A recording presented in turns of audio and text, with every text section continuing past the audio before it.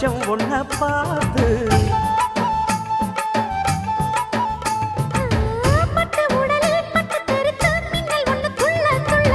வெக்கம் துடிக்க விளக்கணைக்க ஜன்னல் கண்ணை மூடிக்கொள்ள 10 நாள் கழிச்சு தாண்டி கதவை திறக்கணும்.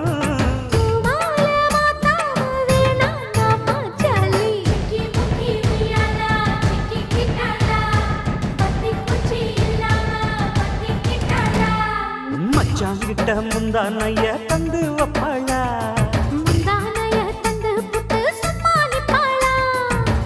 பல நாள் பசி இருக்கு விருந்து வப்பாளா.